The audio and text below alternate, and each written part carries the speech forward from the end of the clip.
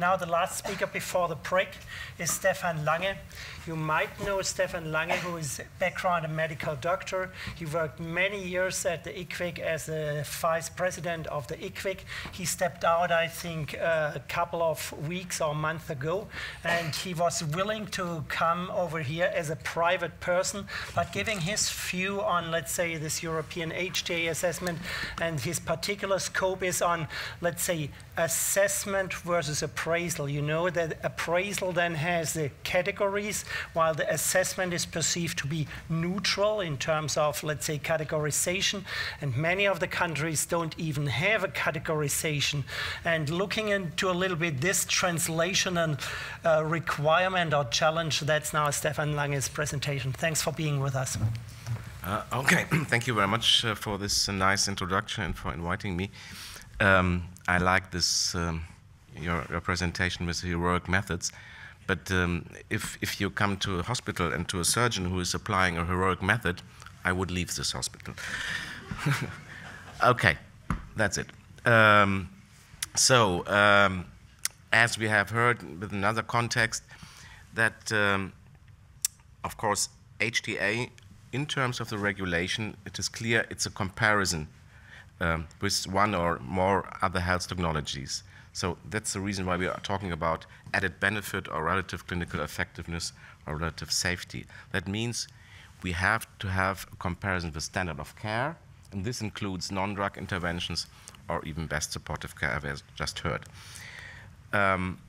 So these are the typical HTA endpoints: mortality, morbidity, health-related quality of life. And this comes from a famous paper from the Biomarker Definitions Working Group. They introduced the concept of patient relevance. They circumscribed it with the phrase, how a patient feels, functions, or survives. And we just heard about surrogates, and within this framework, a surrogate is acceptable if data on relevant endpoints are or cannot be available, and this is an important point here, the surrogate is valid or validated, whatever this means. So I was requested to talk something about categorization, and but as you all know, this is beyond the scope of the EU HTA. So there's very explicit that that the HTA report provided by the assessors within the regulation shall not contain any value judgment or conclusions on the overall clinical added value. Personally, and now I can speak as a private person, I think this is a big failure. It's really stupid, but it is the case. So we have to deal with this. Think about a market with 450 million inhabitants, the economic power, and it's thrown away. This is really, I can't understand it, but it's Europe. So it's even worse. It's not allowed to apply some kind of criteria for this categorization. It's not allowed within the HTAR. But nevertheless, my job is to tell you something about such systems. And we have indeed such systems of categorization. At the national level, I know, for example, the system a little bit in France, but better in Germany. And we have systems from medical societies. We will hear about, I think, after the coffee break, about ESMO, the ESMO scale, and then we have this ASCO framework. But I will forget, and now I talk a little bit about France and more about Germany. In France, we have a two-step approach.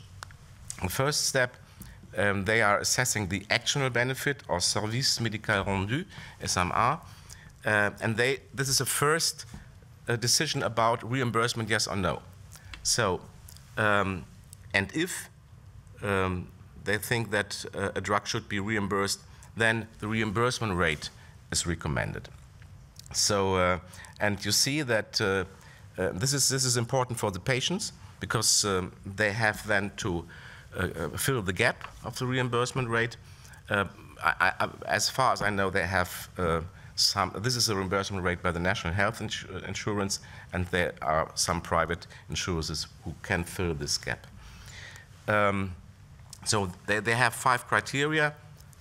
They are, I think, very clear: severity of the disease, clinical efficacy and effectiveness, and safety, of course, the aim of the drug, if there are therapeutic alternatives, and of course the public health impact leads to the decision about this reimbursement. And the second step is the improvement, so the added benefit, the amélioration du service médical rendu, ASMR. And they have 5 groups. And the last one, ASMR 5, means there is no improvement about the actual standard care, standard of care. And the consequences are, if there is an ASMR 5, no improvement, then if the drug will be reimbursed from the first step, the price has to be lower. And the price may be higher for the other categories, but the advantage of the ASMR 1, 2, 3 is that the access is faster. So there will be a price notification instead of negotiation. Hopefully, I hope that this is still true. Maybe Mira Pavlovic, she's in the room, maybe know more. Or I have heard about that they want to change the system. The criteria again is a clinical evidence relevance. Relevance of the main outcome. So I talked about a little bit the patient-relevant outcomes, the evidence. Probably they mean the quality of the evidence and the quantity of effect and its clinical significance.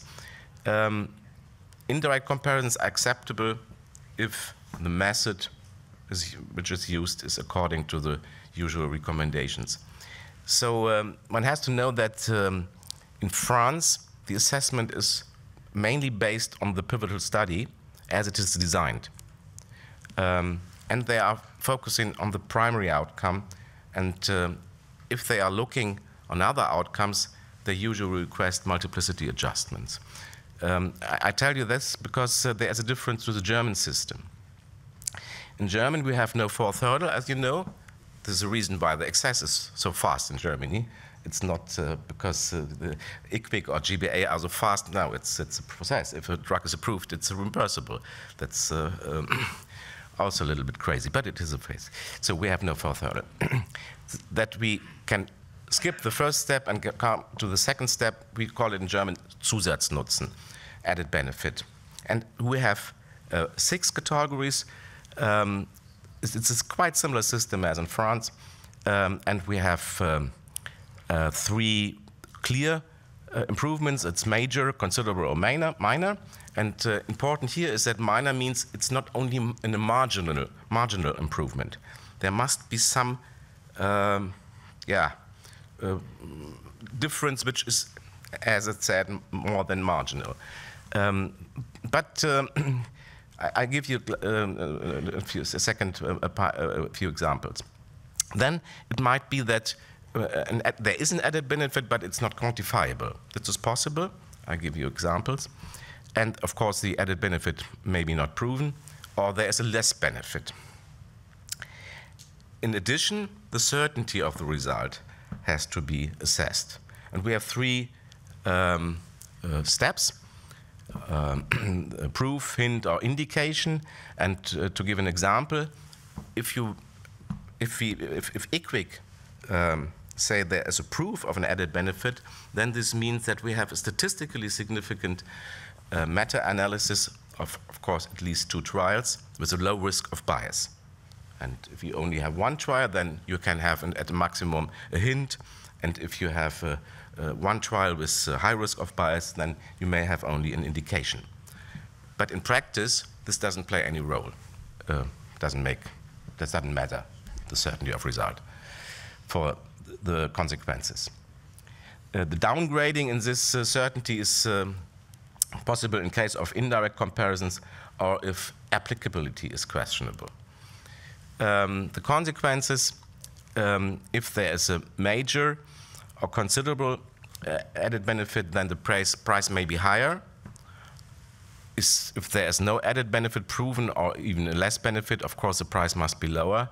And in the middle, minor benefit or not quantifiable, the price may be at best as the price of the comparator.